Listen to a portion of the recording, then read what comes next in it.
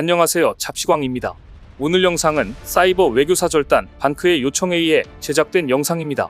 반크의 의미 있는 활동을 응원하는 마음에서 이번에도 마찬가지로 대가 없이 무료로 영상을 제작했습니다. 따라서 유료 광고 포함 태그는 달지 않았습니다.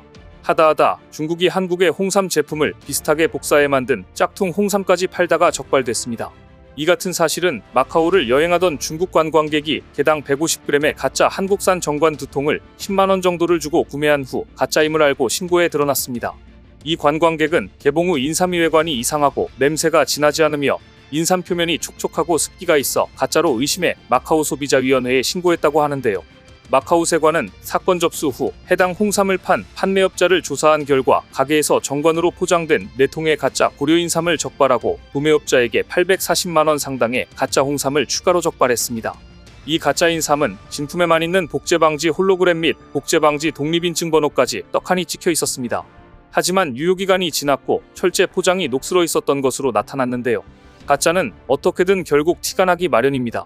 마카오 세관은 가짜 한국 홍삼을 판매한 업자들에 대해 최고 6개월 징역형에 처할 수 있도록 고발했으나 이 정도로 중국의 가짜 식품 판매업자들을 단속하기에는 역부족입니다. 최근 한국 홍삼은 먹기 편한 용기로 현대화되었으며 맛도 품질의 수준도 높아 고급스러운 선물로 인정받고 있습니다.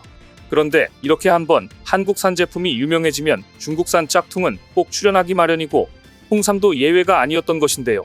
이렇게 중국에서 고려인삼을 짝퉁으로 속여판 역사는 아주 오래되었습니다. 예로부터 한반도에서 난 인삼은 그 명성이 자자했습니다. 중국에서는 수요에 비해 공급이 모자라 가짜 고려인삼까지 판칠 정도였고, 일본에서는 신라인삼의 씨를 받아 그 명맥을 이어오거나 인삼 수입을 위해 은괴까지 제작할 정도였습니다. 베트남에서는 정력제나 왕의 선물로 활용될 정도로 고려인삼의 쓰임새는 귀했고 또 넓었습니다. 특히 자연산 삼의 인공재배가 가능해지면서 인삼 재배 범위는 더욱 넓어졌습니다. 인삼은 농작물 중에서도 특히 지력을 크게 소모하는 작물이기 때문에 이에 특화된 국내 인삼 재배지로 강화, 개성, 금산, 풍기 등이 널리 알려지기 시작했는데요. 중국은 뭐든지 인기가 있고 유명해지면 무조건 자기네가 원조라고 우기곤 합니다.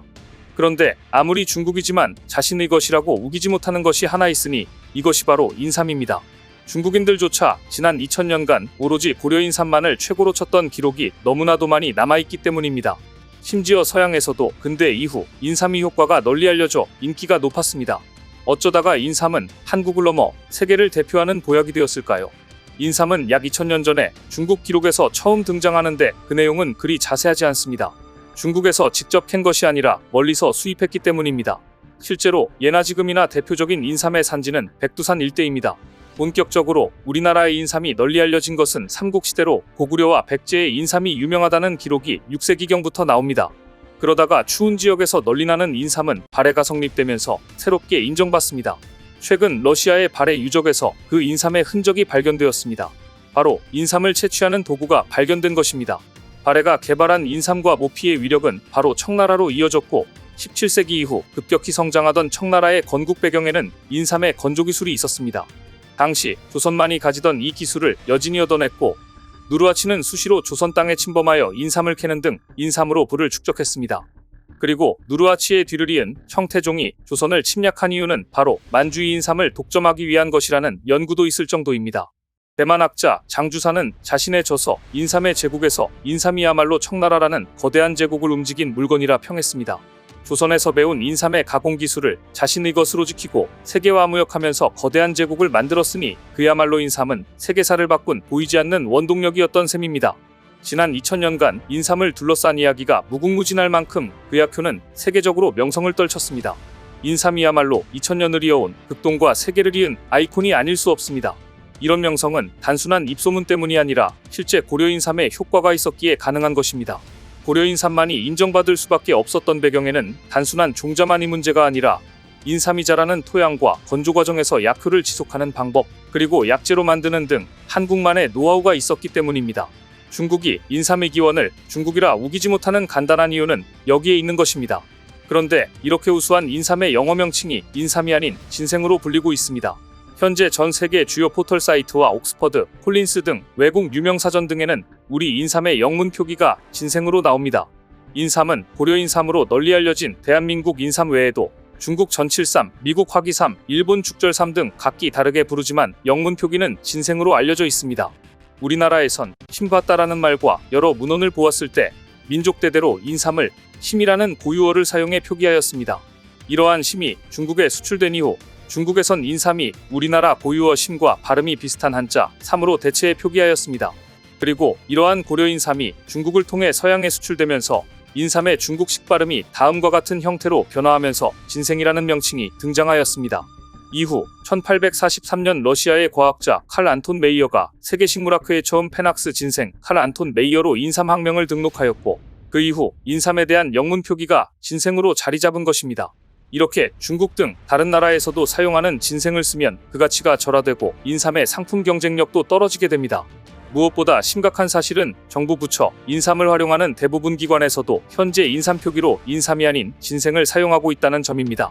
대표적으로 대한민국 대표 홍보 정부기관인 해외문화홍보원, 우리역사넷 등 해외의 한국 문화를 알리는 정부 사이트에 기재된 고려인삼 설명글에서도 고려인삼을 코리아 진생이라고 표기하고 있습니다. 인삼이라고 검색했을 때보다 진생이라고 검색했을 때 더 많은 기사와 소개글 등을 확인할 수 있습니다.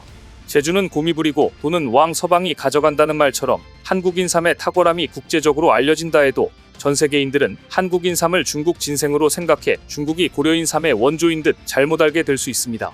그래서 우리는 고려인삼, 인삼이라는 고유명사와 동일하게 영어 명칭을 표기해서 우리나라의 특산품 인삼을 국내와 국제사회에 알려나가야만 합니다. 이미 한국의 음식들은 해외에서 한글 이름 그대로 알려지고 있습니다. 김치, 떡볶이, 전, 김밥으로 불리고 이런 표기로 알려지고 있는 것처럼 인삼도 진생이 아니라 인삼으로 불러야 합니다. 사이버 외교사절단 반크는 당장 인삼에 대한 영어 학명을 수정할 순 없더라도 정부 기관, 인삼식품회사, 국민 등 우리가 인삼을 알릴 때 우리의 고유 명칭인 인삼을 사용함으로써 우리의 특산품을 지키고 이를 먼저 알려나가야 한다고 생각합니다.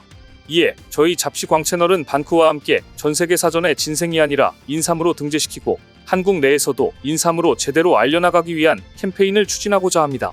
반크는 먼저 정부기관을 대상으로 인삼의 영어 명칭을 진생이 아니라 인삼으로 표기해서 전세계에 알려줄 것을 요구하는 포스터를 만들고 정책청원 울림에 올렸습니다. 또한 문화체육관광부 훈령에 기재된 진생 표기를 시정하는 운동 역시 착수했습니다. 애청자 여러분께서도 글로벌 청원과 정책청원 사이트에 들어오셔서 적극적으로 인삼 영어 명칭 표기를 인삼으로 바꾸는데 동참해 주시기 바랍니다. 사이트 주소는 아래 본문과 댓글에 링크를 걸어두겠습니다. 많은 참여 부탁드립니다. 오늘 준비한 소식은 여기까지입니다. 댓글을 통한 여러분들의 많은 의견 기다리겠습니다. 시청해 주셔서 감사합니다.